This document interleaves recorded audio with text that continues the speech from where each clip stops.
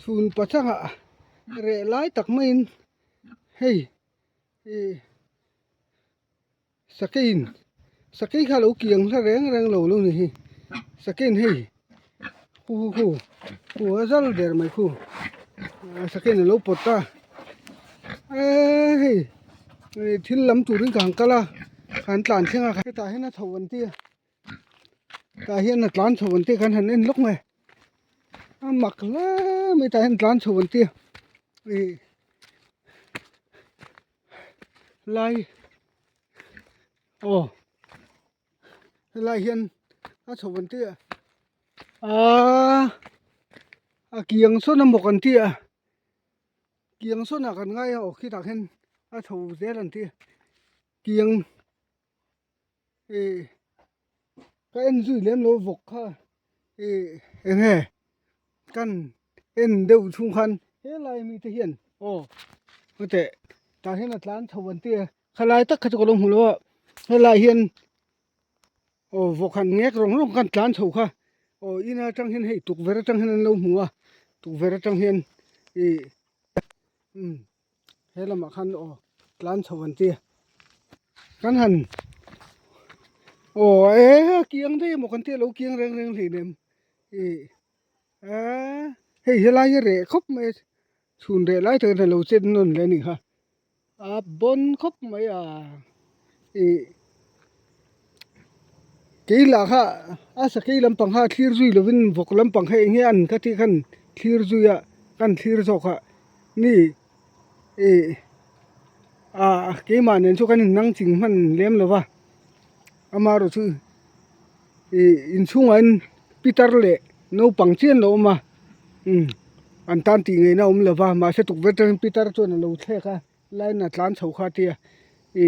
chuan kan tlan thleng ha la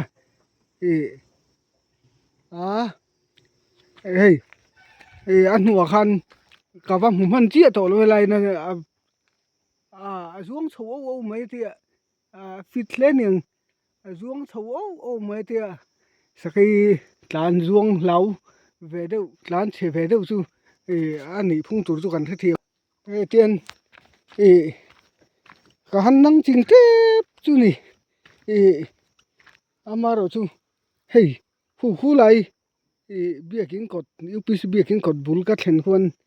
rak ngek thot kha kan hu kha kan khri kha hey pitar te phei chu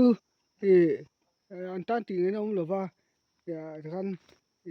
an lo lau ve lo thei lowa pitar le no pang ru tan ni kan tlan thlenga vok na lam hi kan pan wata chuan hian pitar hian na lo en zuya hei ta hian tlan chho zelin hi lai hian hei nge ram lampang panin atla nen ti hei ui po hei mihring min mu chu lo chuak ve ta ui te pon lo chuak ve ta in chunga an tlan lu rang tu ge ti pitar khan in chunga ran rang thei ang berin nge in chung lu na than an ne an tlan no hei mihring min bel wat mai hei an lau ngang me ui hian an ti amar chu ui kha khoi tu mani lova vok ber hi khoi tu mani amar chu nalu tuk lo ve an zuang zuang lu ta niang zuang lu ta khoi tak ma khan vok hian rak ve kham yang ke karak ka orol ka chu ve a ten ka tlan chho chak to ken pitar te chu an tan ti nge nom lon no chuak lova in chungen an lo ma bon thin le mai hei an nin hi re ve ma fal ve ma chu na po alo chingam tlat me hi le la hian tlan chho na lai kha ni re ve ma om reng mai heta hian hei mi te phei chu tu ma nom lova lek chuak ve ka la hian hei an ar multi ar te hi ni rana khoyen ti ar khoi tu tak kha chu ring lo ko ngot men tia sanghar te poni an ring lem lo ale la ma ring ko ngot tan ti khaju tha vel te poni ve thei mai thei ni thai na khoi to cho ring he ko ngot tan tia sanghar vel te nang khoi chon an lo her chum thina an lo se chum thina tiền một hết là nuôi mày à đi ra nè hay là in là pha là ôm răng mày tiền hay là hiện chết à lâu là nó xa nè sa cái hi sa cái tu anh thấy sa cái mà nãy một con tiền là lâu la một con tiền là lâu nãy lẽ thì mấy hình về mi tắc cái tu thì nghe sanghar ti vel ta po sakei ti vel ta po ring chi lo he ni ra ar khoi tu chu hei tiền ring lo koi ngo tan tia ara po chu la chung lo wa hei tu kin an siam an tal to a lo koi ngo tan ti wangin ma chong ti hei Peter hian sa lampang ni covering lo de bo tia Peter te man lai mi hian an khethiam ve manga sa lampang he ni chi covering lo ani phung ho ari luai me tia ni pakhathi aring lo koi ngot me te sakhoi na ang khati chi lo do tia thla vel ani ring tlat me khop tak mai helai thil chu tuna hian nge hei Peter te pon si ro min tia lo chele me an tia che to lem lo bang che to ka ring lem lo thu tu veina tan chun ka ti pu khulam pu min pu veng khania veina tan chun che lem to lo bang lau to su ka ti ma se hei andal lawang denga si ro min ti tlata ama khop mai ne Peter le nu nau te tan chuan ama khop mai helai pum broiler ran da ma se hi ten an ti phui veka an chin phui veka an ten sil polin sarang te hi chu hei chu khoi mi khoi lo hian ari na hian lo che ni chu khami ni wang han sa hi Peter hian sa chet na hi anga ti lo de wa hi sanghar kan ti te se tiang si hal kan tiang te chet na hi anga ti lo de wa sakei kan tiang chi po chu nge ma chong chu sa lampang chet na wang lo ve ti tlan me Peter hian thil ni the ni tlat ven ama khop mai hei are lai takin ni zana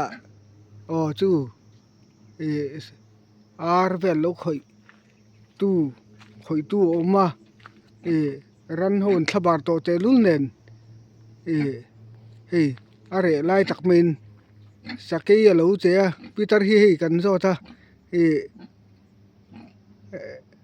sumruk vel niang ti tlat me man lai sumruk an tiang kha chu ti ni chona li te chhelu tuk lo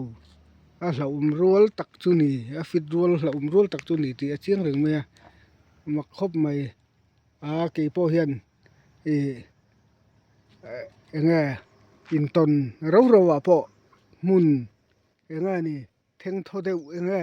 mun veng de wa lo chun ton ngot chi ni lo pik si nga chun ton chi ni lo ti a ria reng ka thiam reng mai theng tho du to ka ke po han chet kwal vel anin vor kwal vel theina lai lo wa chun sakei savom sum ruk chin he chu beingot chi ni lem lo wa nge phim khurte thave chu ti ni lo sang chuan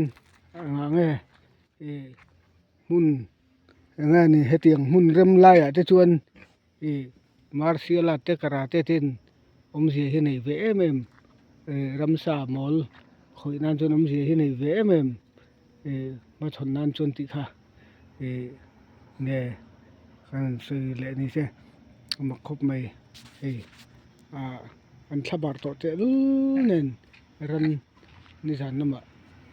tin sakin chun re lan chet lak lo tum de tat mai hi thalo khop mai ti rong tu na ta chon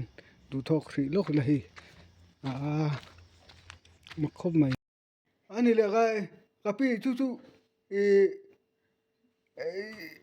nga midang tian in hi nga reng mai mi reng mai in hi fal sia sa te po in hey ran velin nga sia azuam de ni ve hi atro ani ve mai ang tro ani ve mai ang tu ran hi na lo zuam ve de ni hey pitar le tu na tak phai sen hey nula pakhat ne nan oma kan tirang lo me nga lau khur lat me hey pitari chon lau lo khop mai man lai huai sen to hey mi nu pit upan ni ton tiang vel he lo lau lo tha ti vel te lau lem lo wa engwa hey an mani chawan lo om lai hian chun re lai takin